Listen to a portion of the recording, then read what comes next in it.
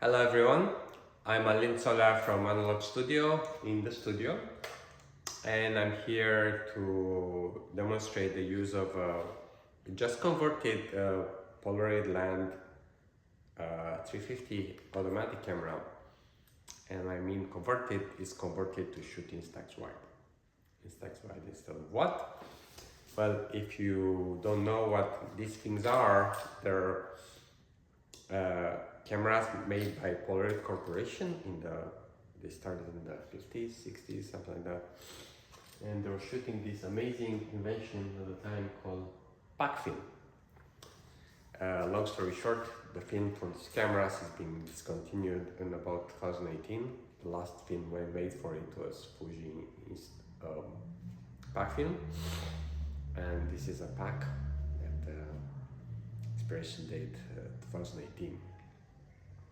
And it's the last of the last batch ever made. And I've been keeping this in my fridge. They currently sell for $300-400, 10 photos.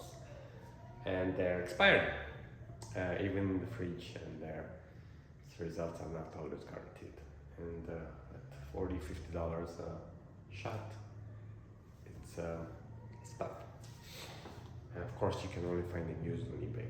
And converted to what? Converted to Instax Wide. Why Instax Wide? It's about the same size with that original pack film. That was 3 by 4 inches, so it's about 75 by 100 millimeters in each. Instax Wide is about 60 millimeters by 100 millimeters, so it's a little narrower, 2.4 inches by 4. But it's mostly done with kind of the same chemistry.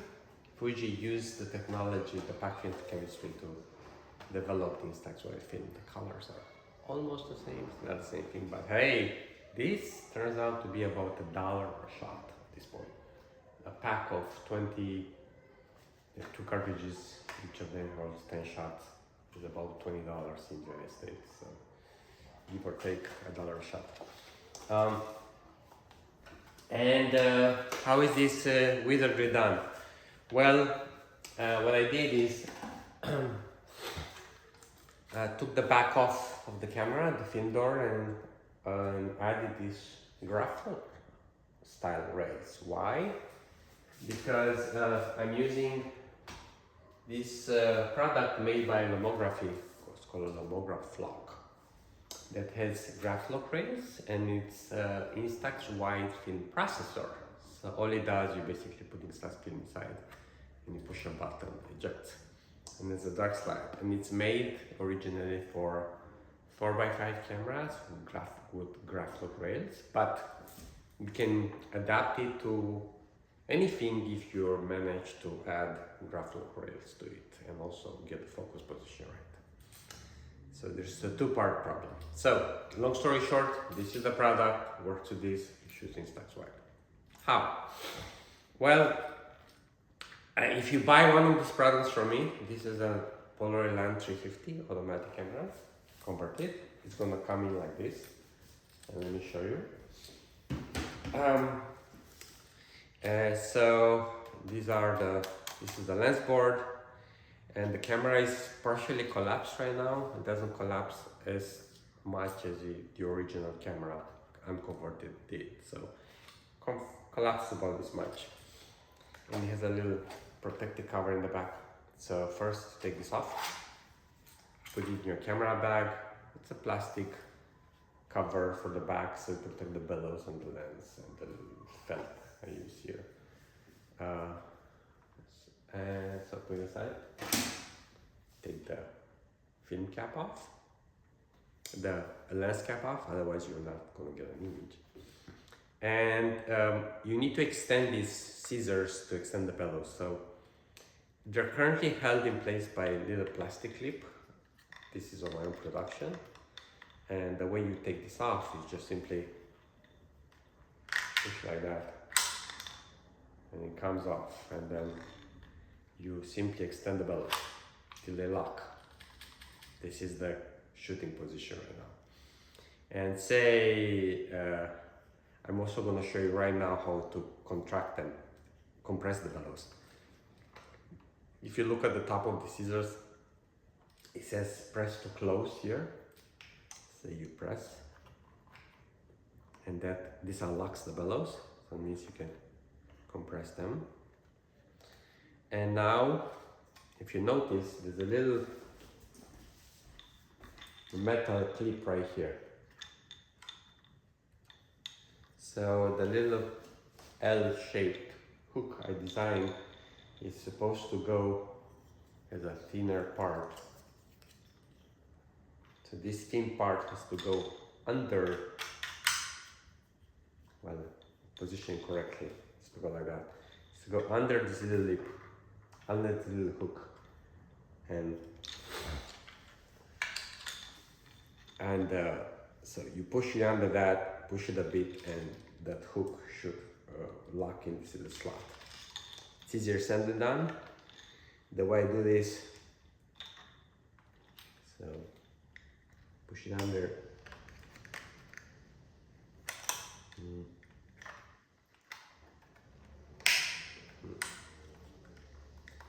Alright, I think I got it. Not enough. Well, it's probably easy if you look at it. There you are. There you go, kind of a wiggly till it locks. It's not locked. Take it off, it's a lot easier. Just go. Alright. If you break this, I can make you another one. It's very solid plastic. And I'm working on metal design, but it's for the future. Alright, so put this aside, your camera bag. And so even if you lose it, it's not the end of the world. You don't have to put it on unless, because the bellows, they will say, if you lay this camera down, if you shake it, the bellows are gonna extend. But otherwise, if you just put this on, not much damage gonna come from just using it like that. So I guess it's optional, but I like to put it on when I transport the camera in the back. Anyway, so let's put this aside.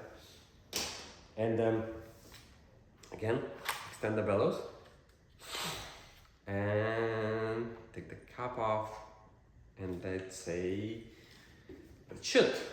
Right, so take the Lomograflok. This slides in like that, not like this. So this is the dark slide handle right here. Slides in like that. Some are tighter, some are easier to push in. Push it all the way, make sure it's all the way in. And then use this little lock right here to lock it in place. And when you take it off, don't forget to unlock this. I've done it. I had this lock, I'm saying why is it not coming off, and I basically broke the lock. Stupid, but I did it. So take this off. Right. So now it's on. And now, if you want the light to reach the film, you're gonna have to remove the dark slide. And you're gonna notice this doesn't come on unless you turn on the back. And when you turn on the back, you're gonna see a blue light here, and this is also gonna light up. This is the film counter. And now you can take this off. Gonna keep it back on for a second. And I don't have any film in the camera. So the way you load film is push this, there's no film in the camera, put it down. It's a pack of Instax Wide, holds 10 photos. In the color packs, there are 20, so there's 2 of these. Open this. So it's locked. Don't press on it. Make sure you can slowly take it out. Yeah. Open this. There's a little yellow mark here. You have to align it to this guy. Push it in gently. Make sure this locks. It's all done. I see the back is on now. So what on means is that if you push this button, the one on top, not the slider that's on and off, is going to eject the photo. So don't accidentally eject this, so I recommend you keep this off. If you don't shoot, you should shoot, take a photo. If you're not going to shoot in the next couple of minutes, just turn it off, because you don't want to accidentally eject. But alright, so going back here, once you put it on, you're not ready to shoot, because each film pack has a little plastic slide in front, so we need to eject that first. It's to protect from light, of course. So. Now you're ready to shoot, and you see your counter shows 1. It's going to go to up to 10, that's 10 photos, and it's going to go back to 0 when you're done. So pay attention here, especially if you're shooting an event or something. You don't want to run out of film when you're least prepared. So this is trash, it's not even recyclable, sadly. Alright, and now, again, if you want a light to reach the camera, I have to take this off. Now, a little technical information here. These cameras are made for Polaroid film. It has specific ISOs, 75, 150, 300. Polaroid made all of it. 3000 ISO. Instax film has ISO 800. And you say, how is this possible? Well, the exposure in this camera works via a light meter that's just a simple photo cell. I think it's cadmium cell, and these are very old, fairly old. And it kind of works out if you set the ISO of the film. It has nothing to do with the real ISO. This little wheel right here to 150, and you set this little dial to darken about 1 notch, not all the way. And the scene selector, this little yellow tab slider, all the way to the right. So the yellow marks are towards the viewfinder, not towards the lens. That's like the position that works pretty good with the film and will give you a correct exposure in most lighting situations. So let's do a shot. You have to cock the shutter, and the trigger is here. And now, how do you frame? Well, you look through this, and you should see a rectangular lit up frame, that's your frame, and then in the middle there's a little yellow patch, and that's a range finding patch. So this is how you focus with the camera. This is a combined rangefinder viewfinder. So you basically move this, you look through the viewfinder at something you want to focus on, and you're gonna see the little central patch shows a double image, and you move this to align the images. That's how rangefinders work. And then that yellow frame should be in principle your image.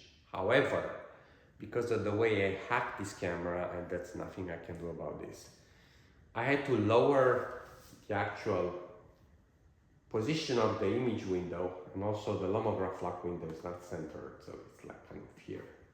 That means that the optical axis is kind of up instead of going like this. So because of that, the vertical framing, if you hold the camera like this in the horizontal position, like this, basically you center something, and then you have to tilt it down a bit. How much? About a third of the frame. And how do you measure a third of the frame? Well, you use the height of that yellow frame that actually shows the framing of the image. So just like you approximate about a third of the frame. You'll get a hang of it while you shoot a few pictures. So say I wanna take a photo of this camera, and then so first I range. So okay, it's a volume focus right there. Okay, so I put the camera in the middle, and then I lower it. So if I want the camera in the middle, I lower camera, and this aligns the optical axis. So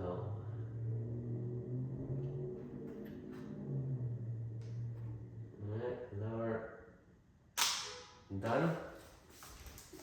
Okay. I press the eject button, the photo should come up. Hopefully that was in the frame, otherwise you'd be very, very sad.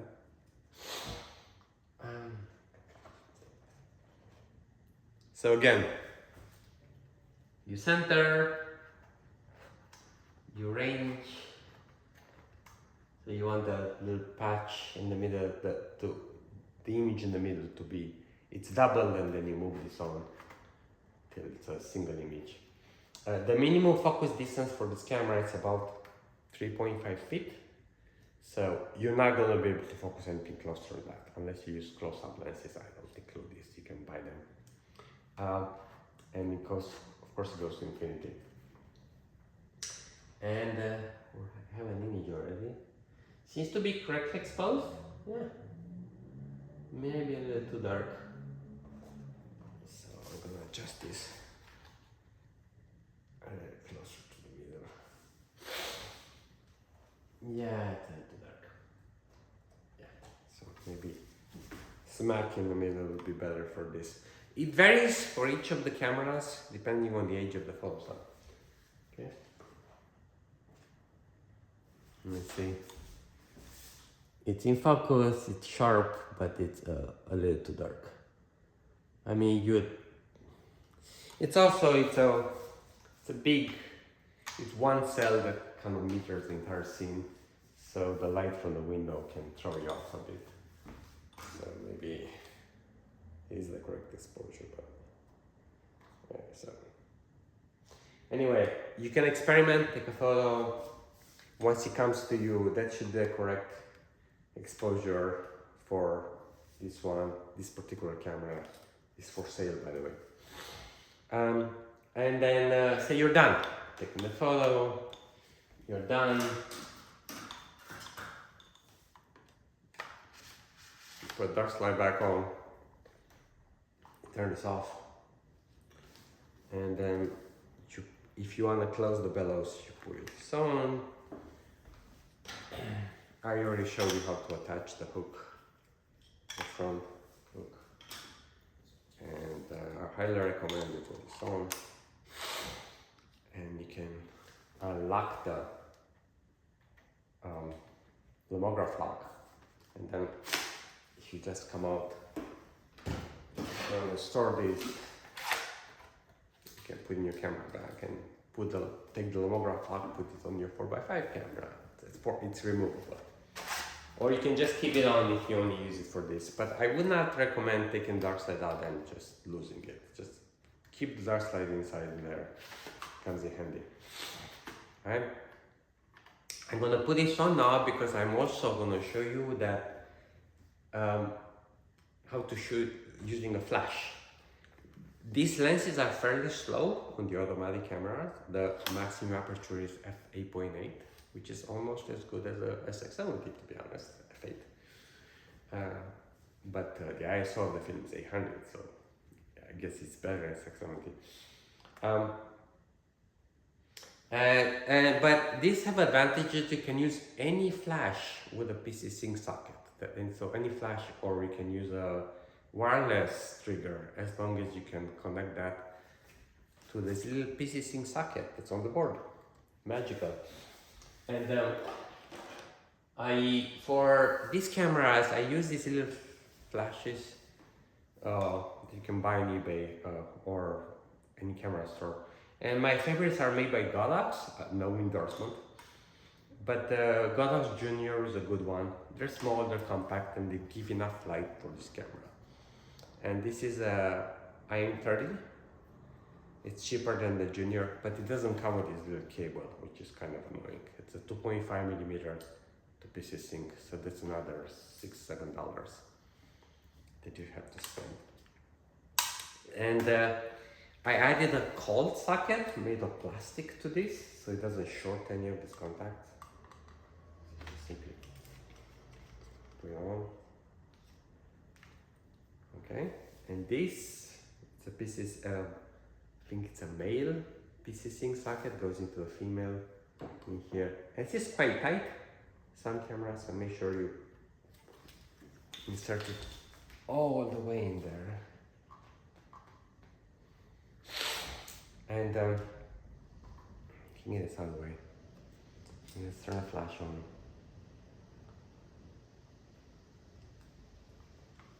Okay, and while this is, the flash is charging, some of the dark side. And for this particular flash and this particular camera, I found that it's best if you use, you have to experiment what's the amount of light, but for minimum distance, about 1/8 of the power is enough. Maybe 1/16 if you have ambient light, but I would say 1/8 of the power is enough. And so you start with that. So 1/8. Don't change anything on this camera. It doesn't need to. You don't need to change anything. Just keep the settings there. Cock the shutter, and let's do the same thing. Hopefully you can see what I'm doing. Alright, so again,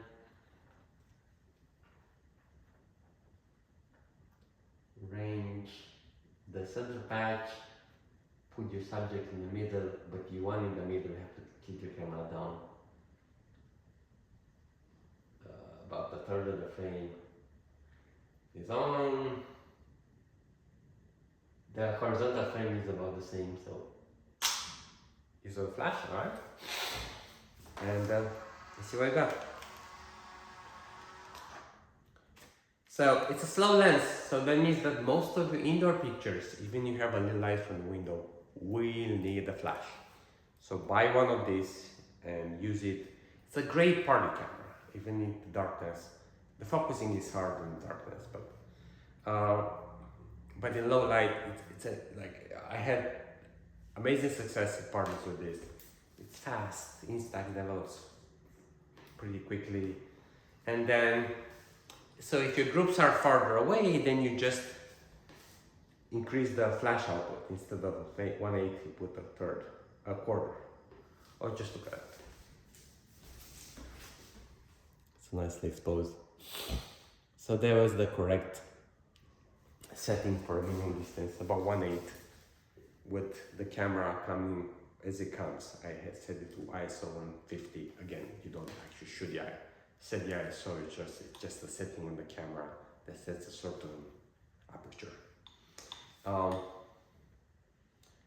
Right? Beautiful. Okay. I will also include a photo of this if my editing skills are good, on the rescue me page that's associated to this tutorial. Right? Anything else? Oh yes. What if you want to shoot vertical shots? How do you do the framing? Well, use your other eye. I use your right eye instead of your left, and then you can kind of get in there. And you're gonna see the same rangefinder patch. And the rangefinder, I would say it's easier if you focus vertically, horizontally. Maybe you can focus vertically too, because the rangefinder patch goes up and down like that.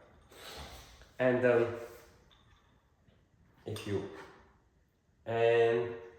but your centering is gonna be okay horizontally now, so on the short side, but you put this in the middle and then you tilt the camera towards the lens, again, to align the optical axis of the camera with this shifted optical axis. So that's like that. Let's do another flash shot here. This is wait, same thing. Focus, center, move a bit, a third of the frame to the right. Let's cock the shutter. Right?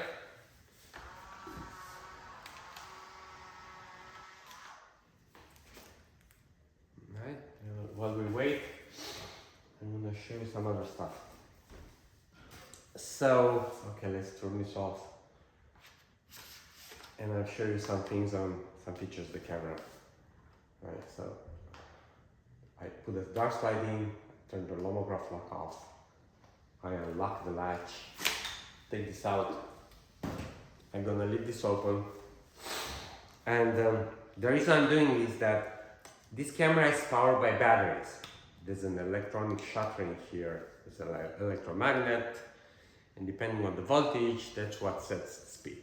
It's just kind of like genius. But anyway, the batteries are not the original batteries. I have converted the power of this camera to AAA batteries. Just two AAA batteries, so 3 volts, that power this. And they're housed under here. So this is the cover of the little battery case. And there's 2 screws holding it. There's one here. For this particular one, I marked with the gold marker. And there's one right here. So, and how do you know that it's your battery may be low? Well, I recommend before you start shooting, you pick it up. You simply cock the shutter. And don't use the flash. You don't have to use that. Flash. Even though, actually, if you, yeah, you don't need a flash for this. And look through the camera and see, does it actually fire? And you're actually seeing opening and closing. That's how you can tell that you still have power. See, like that.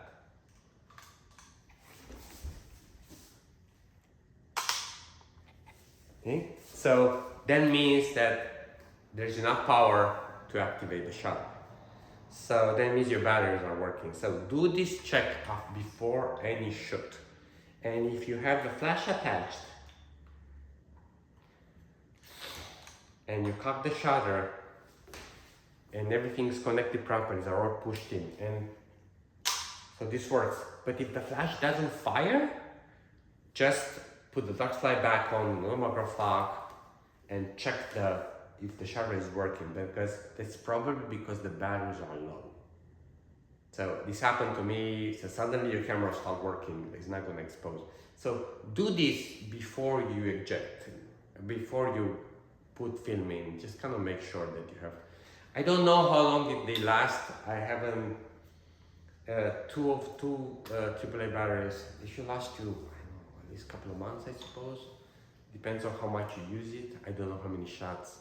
I have not done the test, but eventually I usually just make this and sell them, so I don't really keep one long enough to know, but I'm gonna make my own, another one, and hopefully keep a set of batteries and count how many photos I'm taking before the batteries run out, before the shutter starts not working anymore.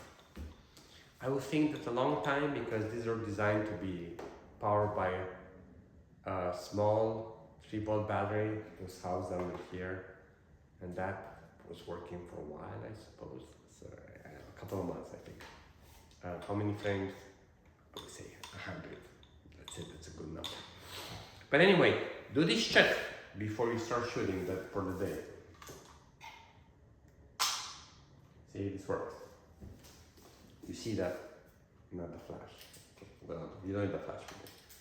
Just kind of gonna check. I unplug the flash. You see, it's opening, closing. You're gonna see the shutter opening. If you see no light coming through, batteries are dead. And so you simply take these screws off. One here, one here. Don't lose them. I do have spares. They're tiny. Use a 00 screwdriver. A jewelry screwdriver works, or one of those eyeglasses screwdriver. They're tiny. And then basically you simply just pop this cover off, just a plastic cover, and you're gonna see the batteries in there. Take them out, replace them, pay attention to the polarity. It's marked on that. The little spring goes towards the negative side. The little plate goes to positive side. It's doing that. You figure out. And if you don't, call me, WhatsApp me, email me, Instagram me. I'm available on many channels. I'm here to make your instant photography journey a success. Right, so I'm gonna turn this off. I unlock this.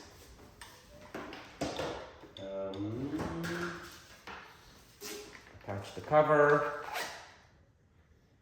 Put this lock out of the way so you don't break it in the camera bag. It says push to close right here. So push all the way down. Hopefully it gets better. So the little lip has to go under the hook right here. It's a hook.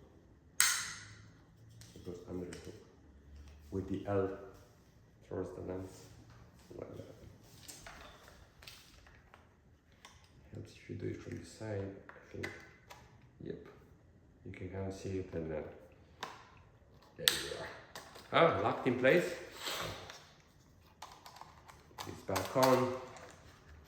All right. This is it. Yeah. See? When I did the same vertical, the vertical shot, this is centered. So I put it in the center first, and I move the camera towards the lens, about a third of the frame. So there you go. I have practice, but you can get this. Get a hang of this pretty quickly. Alright, if you have any other questions, contact me, WhatsApp me again, Instagram me. I'm happy to answer them. And then that's it. Thanks for watching. Bye bye.